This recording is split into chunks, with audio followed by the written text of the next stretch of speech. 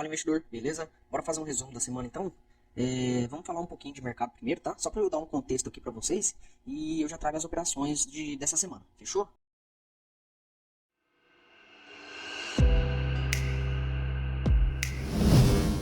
Vamos começar aqui com o DXY, tá? Então, essa semana aqui, ele subiu, tá? Ele saiu aqui de 102,668 e foi para 103,064, tá? Acabou subindo aí 0,68%, e isso aí por conta do que está acontecendo, tá? Eu vou trazer mais aqui para vocês vão entender. Vou trazer o T10 aqui para vocês também, tá? O T10, para quem não sabe, é o título de 10 anos do Tesouro Americano, tá? Então, no início da semana ele começou aqui com 4%, tá? 4,09% e foi para 4,31%, tá? Então, o que acontece, pessoal? Quando os investidores estão com um pouco mais de receio, né, com a bolsa, eles pegam e vendem as ações que eles têm e coloca em títulos, tá? Então, geralmente, isso acontece quando o juros está alto, tá? Então, o preço, né, a taxa dos títulos, ele acaba subindo. Em compensação, o preço das ações, elas acabam caindo, tá? Com isso, o dólar sobe também, tá? Eu vou trazer o dólar aqui para vocês, ele subiu um pouquinho, mas ele fechou acima dos R$ 5, tá? Essa semana. Então ele começou ali o início da semana em 4,99, né, praticamente, caiu um pouquinho, chegou a ficar em 4,97, mas fechou aí na sexta-feira acima dos R$ 5, tá? E por que isso acontece, pessoal? Para eu poder investir em título americano, eu preciso comprar dólar, né? Então o que acontece? Se eu vejo que a taxa de juros está alta e ela vai ficar alta por algum tempo, então o que eu faço? Eu pego e invisto, né? Como eu sei que os títulos americanos são os melhores que a gente tem no mercado, os mais confiáveis, então o que eu faço? Eu compro dólar para poder investir em título. Então, para eu comprar dólar, né, como a demanda de dólar aumenta, então o dólar acaba subindo, tá? O petróleo subiu também, tá, pessoal? Por que o petróleo subiu? Eu trouxe aí no início da semana os ataques da Ucrânia, tá? Contra a Rússia. Foi na terça e na quarta-feira. A Ucrânia estava atacando principalmente aí as usinas de refinaria da Rússia, tá? Então, com isso, a demanda por petróleo, ela acaba aumentando, certo? Então, se aumenta a demanda, o valor do petróleo acaba subindo. Essa semana aí o petróleo subiu quase 4%, tá? Porém, a Rússia, pessoal, já está revidando, tá? No primeiro ataque aí da Rússia, ela deixou 14 mortos lá em Odessa, tá? Na Ucrânia. E mais 2 mortos no segundo ataque. O petróleo acaba sentindo bastante essas notícias. Já o minério de ferro, pessoal, o minério de ferro está despencando, tá? Então ele vem caindo aí, ó, caiu a semana inteira, tá? Deu quase 17% de queda o minério de ferro. E se a gente for pegar aqui até o dia 8, ele já tá caindo 6 dias, 6 pregões consecutivos, tá? Dando quase 18% aí de queda no minério de ferro. E isso aí acontece por conta do contrário que está acontecendo com o petróleo, né? Então o petróleo está subindo por conta de uma demanda forte, já o minério de ferro tá caindo por conta de uma demanda fraca, né? Ou seja, o preço, se a demanda está muito fraca, o preço do ativo ele acaba caindo, né? Essa semana, pessoal, foram 4 operações, certo? Porém, eu só consegui gravar 3, mas eu vou mostrar aqui para vocês no gráfico a outra operação que eu não consegui gravar, beleza? Então vou soltar as operações para vocês e eu vou dar uma analisada aqui com vocês, fechou? A primeira, pessoal, é essa aqui, ó, tá? É o CPI. O que é o CPI? É um índice de preços do consumidor americano, certo? É como se fosse um IPCA pra gente, fechou? Então eu vou trazer aqui para vocês e a gente dá uma analisada junto. Então vamos lá, pessoal. Eu estava esperando esse dado aqui, tá? Que é o que geralmente eu trabalho, que é o mensal. Porém, ia sair também o núcleo mensal, o núcleo anual e ia sair o acumulado anual, tá? Então vocês prestem atenção aqui que ele veio um pouco divergente da minha análise. Ó, os dados saiu, ó, olha o mercado, a pancada que ele deu. Por quê? Porque o dado mensal, ele subiu, certo? Subiu 0,1%, comparado com o último, porém ele veio dentro do que era esperado pelo mercado, correto? Porém, o núcleo mensal, ele acabou subindo aqui, ó, 0,1%. O núcleo anual também subiu e o acumulado anual de fevereiro aí também subiu, tudo 0,1%. Então, como eu falei, o que acontece? Quando sai esses dados assim muito forte, o mercado dá aquela pancada, né? Então o mercado dá aquela pancada e logo depois os investidores acabam recalculando, né, o dado. Então o que eu queria? Geralmente eu opero em cima desse dado aqui, tá? Que é a variação mensal, tá? De um mês para o outro. É esse que eu trabalho. E ele veio aqui em linha com a projeção. Então, para mim, isso aqui era a queda, certo? Então, por mais que ele dê essa pancada aqui, a minha intenção era vender. Porém, tá divergente aqui. Então, nesse caso, eu não deveria ter feito essa venda, tá? Então, mesmo que eu tivesse feito uma compra, também não daria certo, tá? Mas, enfim, vou trazer aqui, vocês vão entender. Então, eu esperei fechar, tá?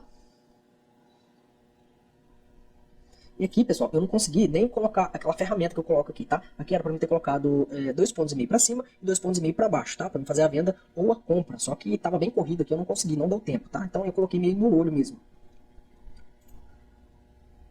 Aí beleza, o mercado chega a ficar meio ponto da minha entrada ali e ele já começa a cair, tá? Fazendo aquela análise que eu falei para vocês. Então o mercado dá a pancada, aí depois ele vem recalculando, tá?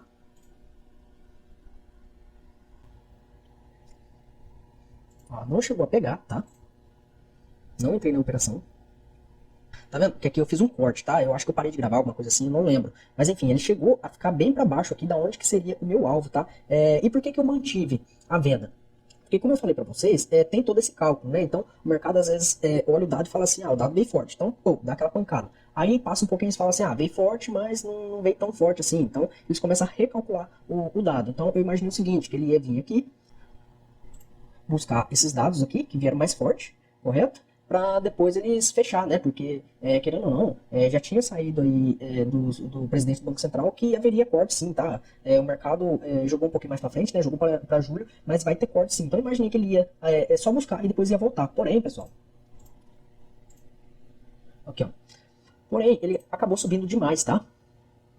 Eu acabei tomando um stop nessa operação aí. Vocês vão ver que ele pegou, ele nem voltou. Ele voltou pouquinha coisa aqui, mas já foi direto. A operação vai estopar agora.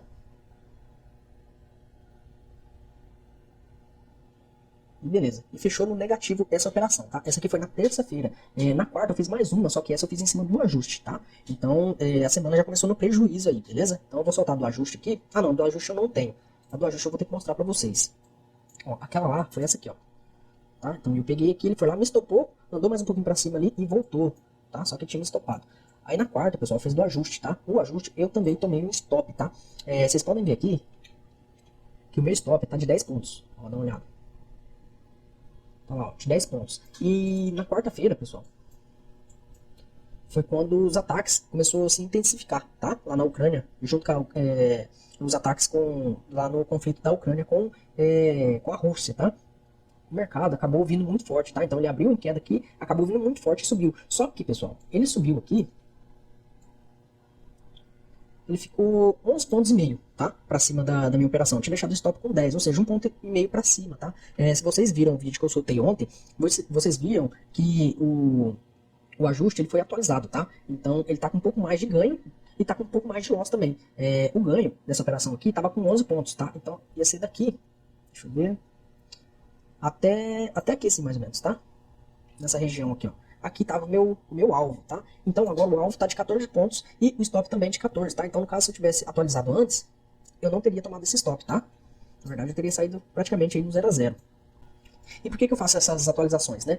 Na verdade, não sou eu que faço, tá? Quem faz é o meu sistema, o CVMD. Então, conforme vai passando os dias, né? Pra quem não sabe, o CVMD, pessoal, é a configuração da variação macro de dados. Ou seja, ele calcula a variação de algum dado, tá? Então, nesse caso, ele fica calculando a variação do ajuste, calcula a variação do CPI, calcula a variação do PPI, calcula a variação dos auxílios, do auxílio-desemprego, né? Da taxa de desemprego, do payroll. Então, ele faz todos esses cálculos e vem trazendo para mim a melhor entrada, né, o melhor stop e o melhor alvo. Nesse caso aqui, por eu ter tomado esse stop, né, entrou mais esse dado aqui lá no sistema. Então ele foi atualizado e ele deixou um pouco mais folgado para mim, beleza? Então enfim, tomei esse stop, então foi 2 stop, tá? Esse aqui foi, deixa eu ver aqui, R$ 230 de stop.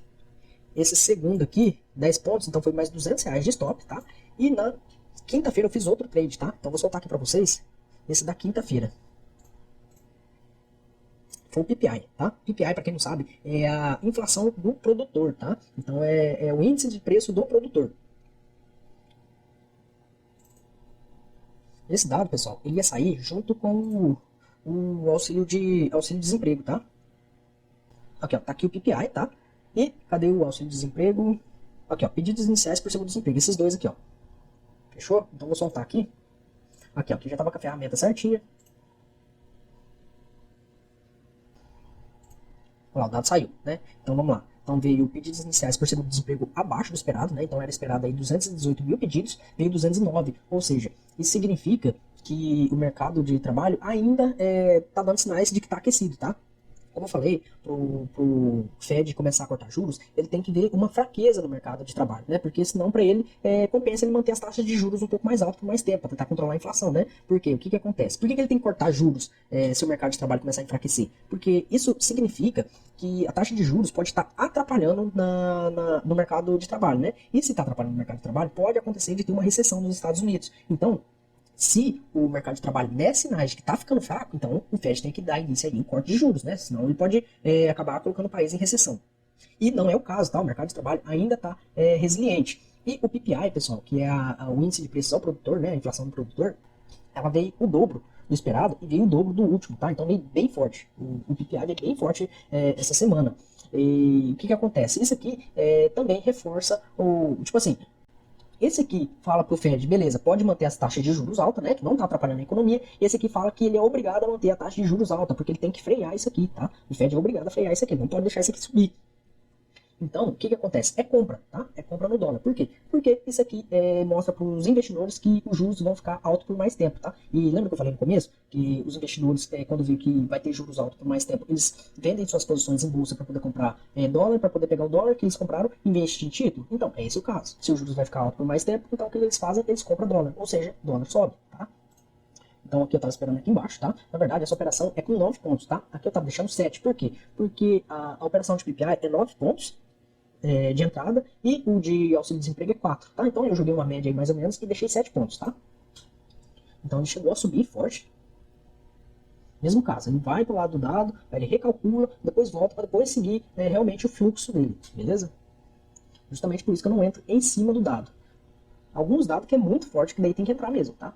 Eu acho que eu já até postei vídeos no canal aqui, mostrando eu entrando em cima do dado. Ó, beleza, pegou a compra, tá? E aqui também eu cortei, pessoal. Ele pegou a compra aqui, tá? Eu deixei com 1 minuto mesmo para ficar mais fácil de ver. Aí ele veio, executou aqui, caiu bem, tá? Se eu tivesse deixado os 9 pontos, eu teria pegado, tá? Porque aqui tá dando 7, ele desceu mais um pouco, daria para pegar os 9 pontos de entrada. E provavelmente eu já teria saído aqui próximo do ajuste. Vocês podem ver que ele vai chegar ali próximo do ajuste e vai cair, tá? Por que isso acontece? O pessoal que comprou aqui junto comigo, comprou aqui quando o mercado estava embaixo, quando eles veem chegando próximo a essas regiões de topo, regiões de indicadores, de dados, pessoal, eles pegam e resolvem colocar o dinheiro no bolso, né? Então, se eu comprei aqui, para mim colocar o dinheiro no bolso, eu tenho que vender, tá? E se eu vendo ao mercado, o preço acaba caindo. Então, ele chegou próximo do ajuste, chegou a tocar e começou a cair, tá? Aqui eu poderia ter saído também, um pouco antes. Só que, primeiro, a minha saída é com 15 pontos. E segundo, eu sei que veio 2 dados a favor da compra, tá? Então, para mim não compensa. Então, eu sei que aqui vai ser só uma liquidação dos contratos, né? Para deixar a mão um pouco mais leve e que provavelmente o mercado vai comprar mais aqui embaixo. Pode ser que ele venha até aqui nessas regiões aqui para poder começar a renovar as compras, tá? Às vezes até passa um pouquinho. Mas quando vem 2 dados assim a favor do mercado, então na maioria das vezes é tendência forte, tá? Então eu mantive aí.